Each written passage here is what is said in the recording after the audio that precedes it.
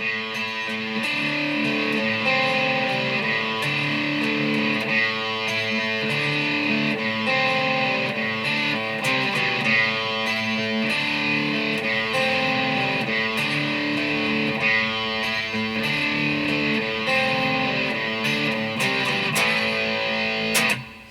everybody, how's it going? This is Darrin with GuitarControl.com bringing you this video lesson. And today I want to show you all the different parts and stuff to play Hell's Bells by ACDC. This is a really cool riff, I think. The intro to this song, every time I hear it, it just gets me pumped, like when I'm driving and stuff. Dangerous song to be driving to. So anyhow, be sure to click on the link in the description for the tabs, and let's get close up and take a look. Alright, so first we've got kind of this riff it's kind of the main riff of the song. It's in the intro and it's also in the chorus. So starting off here, we just got a A5 power chord. So I've got my first finger on the 7th fret of the D string and my third finger on the 9th fret of the G string. So we start off, we play the open A string and then to the G string and then to the D string. So then you're going to take your first finger and you're just going to bar it, so you're picking up the 7th fret of the D and the G string, and then you just hit the G and D string, and then follow that with the open A string again. Then you're going to take your first finger and you're going to move it down a whole step, so now we're barring the 5th fret of the G and D string. Same thing again, the G string, and then the D string, and then the A string open. So far. Then we just move right back up to where we were before, so we're barring the 7th fret, and you hit the A string, open A string twice. So that's the first two measures.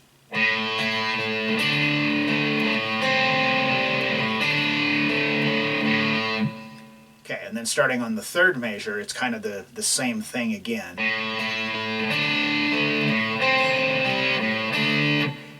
Then, the second time when we come back up to the 7th fret, we just hit the G string. Then we're going to come down here and we've got a C5 power chord. So my first finger's on the 3rd fret of the A string, and then usually I would use my 3rd finger, but I use my 4th, and I'll explain why here. So I'm using my first finger here on the 3rd fret of the A string and my 4th finger on the 5th fret of the D string. So that's C5. Then we're going to take the note here on the A string and we're going to move it down to the 2nd fret, but keep the one here on the D string on the 5th fret. And that's C5 over B. So, and then we follow that with the open A string again. So that's like basically that whole riff.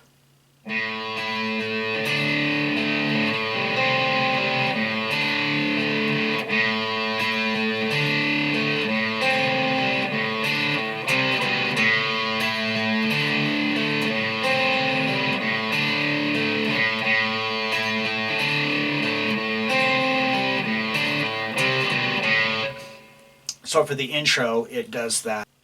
It goes through it like 4 times, I think. And then the whole rest of the band comes in and got the drums and everything going. And then it's got this kind of a little bit of a different part at the end of it. So after we've gone through it however many times, like I said, I believe it's 4. So the last time through is like...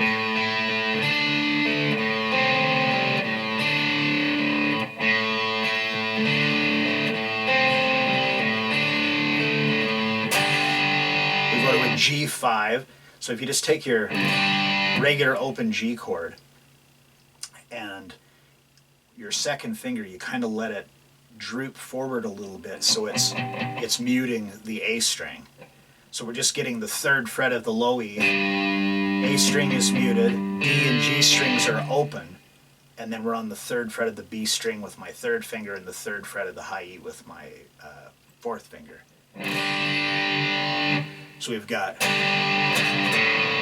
and we hit that twice, and and then we hit the A and D strings open, and then a D5. So if you just take your regular open D chord, but you just don't want to get the note that's on the high E, because that's actually your third. So here it's just like a fifth.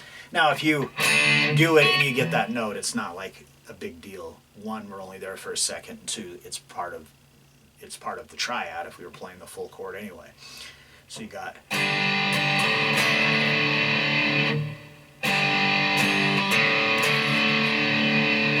and then we go to the third fret of the A string with my second finger, and we're going to pick that and just put a slight bend on it to the second fret, and then open.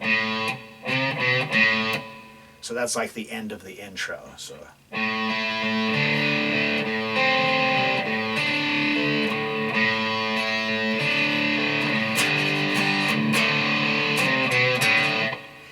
then we go into the next part. So we're still using the same chords that we did before, but instead of, now we've got, so how I do it is I just bar my first finger here to begin with on the 7th fret of the D and G string, and then just use my third finger to come here to the 9th fret of the G string. So we've got,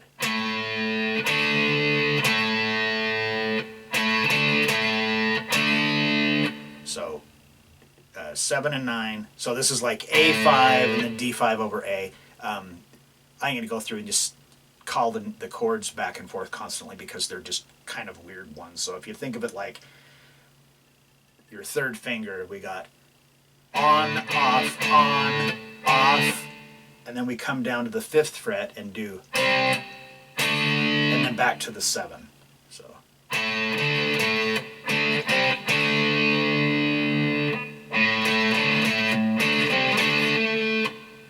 Then the open A, and then that C5 and C5 over B, and then repeat that. So.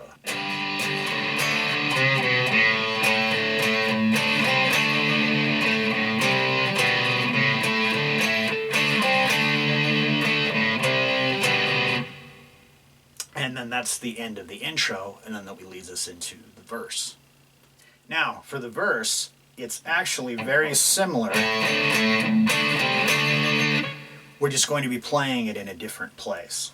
So here we're going to come down and put your first finger onto the 2nd fret of the D string. We hit the open, and we're going to do like an A5. So we start off with the open A string, and then we just play the A and D strings open, and then back. So. Then we come to that D5 we did before, and then the open D and G string, and back to the D5. So that's the first measure. And then the downbeat of 1, well actually the whole first beat of the next measure is a rest. So this is like 1 and 2 and 3 and 4 and 1, and then we do that D5 again on the downbeat of 2, and then the end of 2 is the open A string, and then for beats 3 and 4 it's the C5 and C5 over B, and then that just repeats.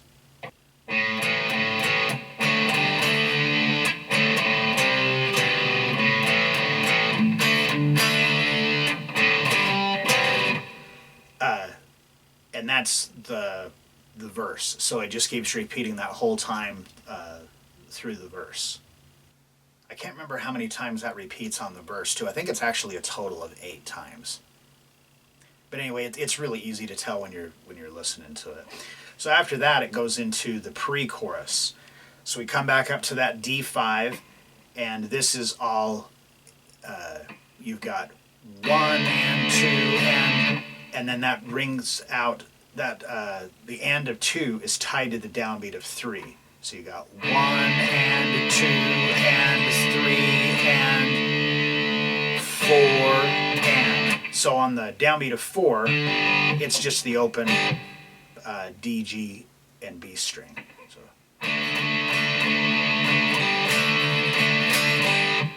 And then this is on, like I said, the downbeat of 4, or excuse me, the and of 4, and then that's tied to the downbeat of 1 on the next measure. So you got.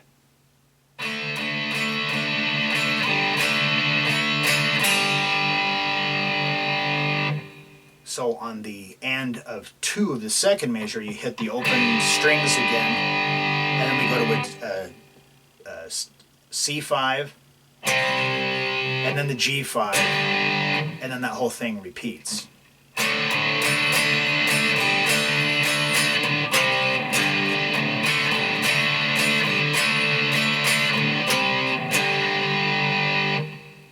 Now we're going to shift up to so now we've got an E5 power chord up here. So my first finger is on the 7th fret of the A string, third finger is picking up the 9th fret of the D and G string. So we've got the open low E on the downbeat of 1, 1 and 2 and 3 and 4 and.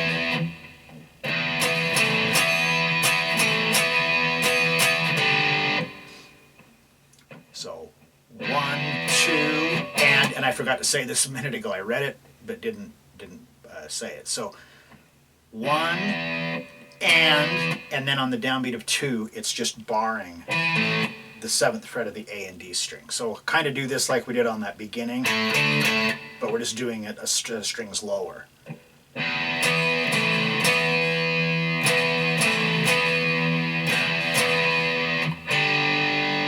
Open D and G string, that's on the and of 2 of the next measure.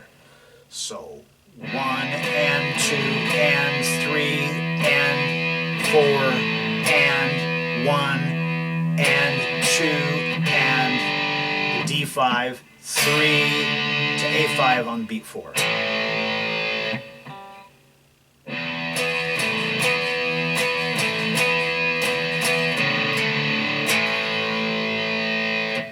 So that's the first 2 measures of that, well, the second part. So that's actually measure 17 and 18.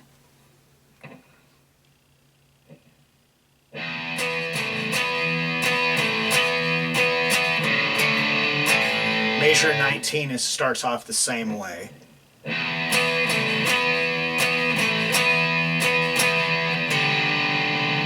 This time when we hit the open D and G string, we go straight to the G5, and then we bend that. It's just a little bit of a bend on the 3rd fret of the G string, or excuse me, the 3rd fret of the low E. It's a G note. And then that's where it goes right back into the chorus. So that whole pre-chorus.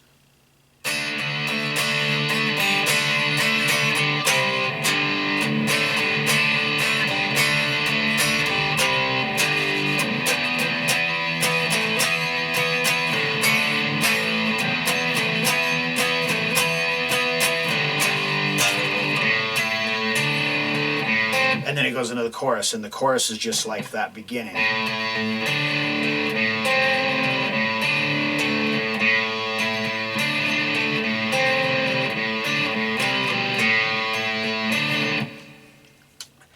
So as you can see, it's not really too terribly hard, but it's such a cool sounding riff. I really liked the stuff that Malcolm Young did with the chorus, stuff like that. It just really gave ACDC like this kind of distinct sound with that kind of stuff. All right, so there you have it. That's all the parts to Hell's Bells by ACDC. So not too terribly tough to play, but it's a really cool riff, fun to play, and very recognizable. Everybody knows this one. So if you like this lesson, be sure to give me a thumbs up, leave a comment down below if you have any questions or comments about this or other guitar-related subjects. If you have not already done so, please hit that subscribe button and click the notification bell so you don't miss any of the content that we upload throughout the week. Well, that is all I have for you today. Thanks for watching and have a great day.